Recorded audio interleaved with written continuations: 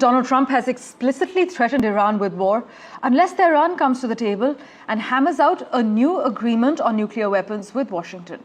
Trump, in fact, told NBC News that US and Iran's officials are talking but didn't elaborate the details of it. But the development of Trump's remarks comes as Iran rejected the US's proposal for a direct negotiation just last week. Trump, in fact, told NBC News, and I quote, that if they don't make a deal, there will be bombing. It will be bombing the likes of which they have never seen before. But tensions between Washington and Tehran have been high for more than a year. As the US and its ally Israel have clashed with several groups, the two countries accuse the Iranian government of funding and supporting through intelligence sharing and other cooperation as well. Conflict, in fact, against one of those groups, the Houthis, resumed last weekend with a US strike in Yemen, while Houthi forces target US military vessels and trade ships in the Red Sea. Just listen in to what Iran's president had to say.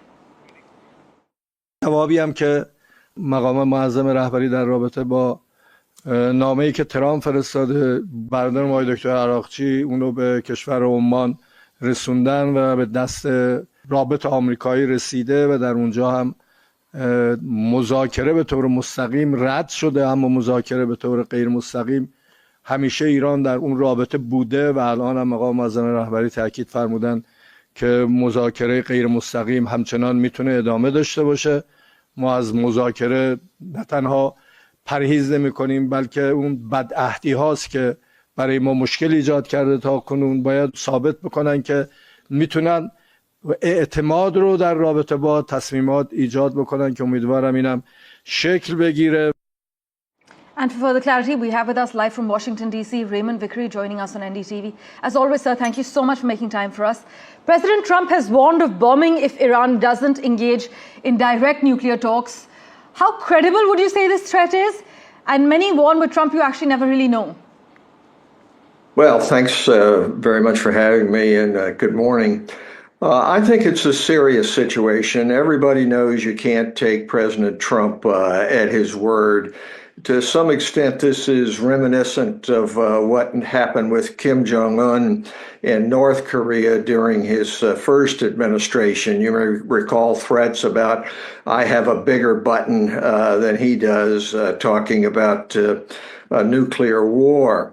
Nevertheless, there is a great reason to be concerned here.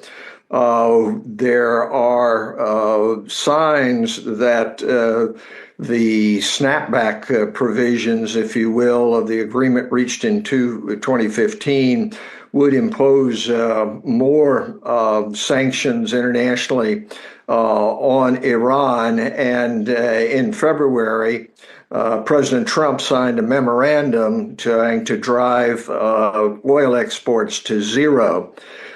So it's always difficult to gauge just simply by looking at the words of President Trump.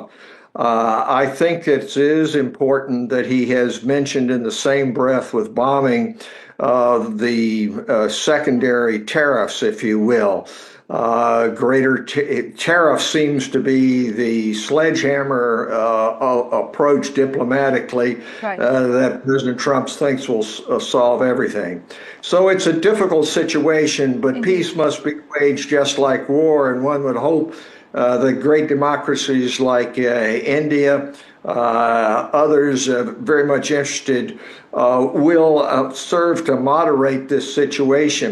The idea that you're going to have diplomatic relations conducted like you do a real estate deal, and that is you send a letter to the other side saying you're going to do something, is not the right way to go about it.